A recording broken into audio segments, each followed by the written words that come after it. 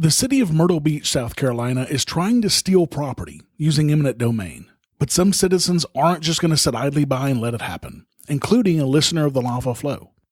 Thank you for joining me on the 35th episode of the LAVA Spurt, Myrtle Beach City Stealing Property.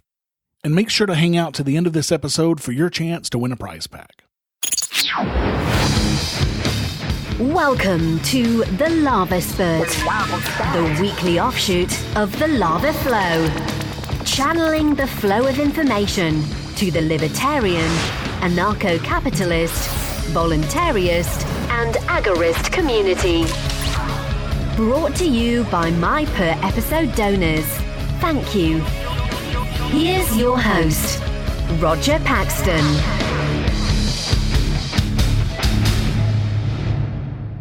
Tim, a listener of the Lava Flow, sent me a couple of articles relating to the city of Myrtle Beach, South Carolina, using eminent domain to steal the property of business owners. Myrtle Beach announced on January 24th that the superblock area of Myrtle Beach would essentially be torn down to make way for a rebuild of Chapin Memorial Library and the Children's Museum of South Carolina. This is a business district in the city, and there are at least 2 property owners who do not want to sell their property, and they are telling the city to shove it. The city has apparently made offers on these 2 properties, but the price has not been right for the businesses to sell. So instead of dealing with this in a fair, rational way, the city's just going to steal the fucking property. And why wouldn't they? Isn't that what happens if Walmart wants to buy the property? Or if I wanted to buy the property? Of course not. But the city has some perceived power, supposedly given to them by voters who don't have that power to give away anyway. All because of some social contract that no one here has ever signed. It's pretty simple. If I don't have the power to steal your business, then how can I possibly vote to give the power to someone else to steal your business? This is irrational and immoral. But some citizens of Myrtle Beach aren't taking this sitting down. A group of downtown business owners and Myrtle Beach residents formed a human chain around Jack Thompson's photography studio and gallery Wednesday afternoon to show support for the local business owner and his fight against the city's eminent domain decision. Business owner Irene Kurzda said, quote, "I'm just hurt by it. No one came to me telling me what's going to happen. How about me, who invested my life, my money, and my attention? I don't know nothing." John Pruitt, a longtime Myrtle Beach resident and friend of Jack Thompson, presented a petition to the Downtown Redevelopment Corporation that he and other current and former business owners started. Pruitt said, quote, "We were told there was nothing we can do, that it's a done deal, and so it just didn't sound really right. This is America, you know. We can at least express our frustrations somehow." The petition, as stated on the document, is, quote, "to defend the right of property ownership against unfair use of eminent domain by the city of Myrtle Beach." Before the list of signatures begins, a question on the document reads, quote, "If these individuals can have their entire property, buildings, and or businesses taken from them today, what is to keep it from happening to you tomorrow?" And that's a really important question. John Pruitt also said, "I don't think of eminent domain as where you come along and the city has a better idea than entrepreneurs and says, you know, we want your entire business. We want your entire property. We want your entire business that's operating because we have a better idea than you have." Now, I don't know where Pruitt's been living, but that is what eminent domain has pretty much always been.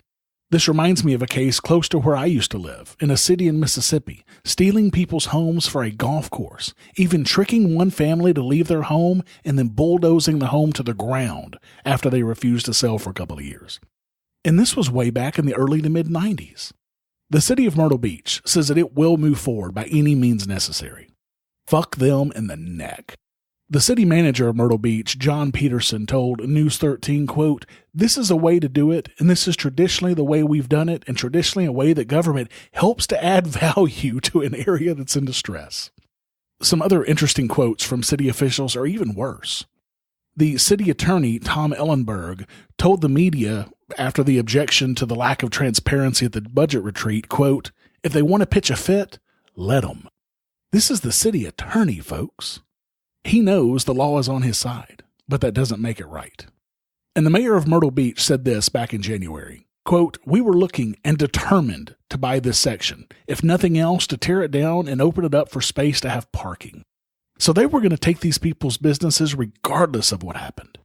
These are bad actors, and they know it. They're using the force of government to steal hard-earned property from innocent people.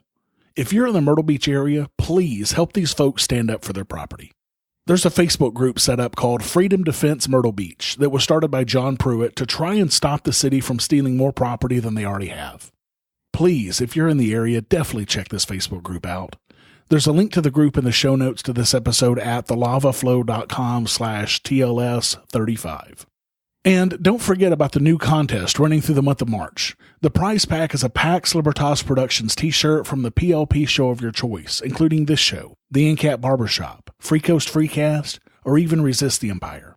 You'll also receive the Lava Flow tote bag and a copy of one of my favorite libertarian books signed by the author. All you have to do to be entered in the contest is fill out a simple short survey with 17 questions. It's only going to take you about 5 minutes of your time, and it's really going to help me out.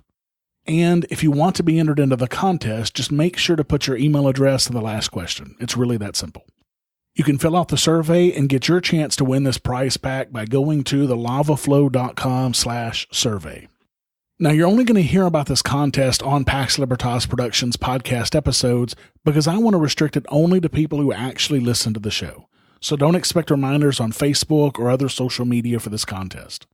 Any entries before midnight on March 31st will be entered into the contest to win the prize pack. So go do it now before you forget. Again, that's thelavaflow.com/survey. Good luck in the contest. Until next time, keep striking the root.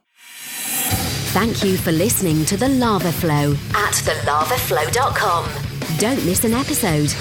Subscribe now at thelavaflow.com/subscribe.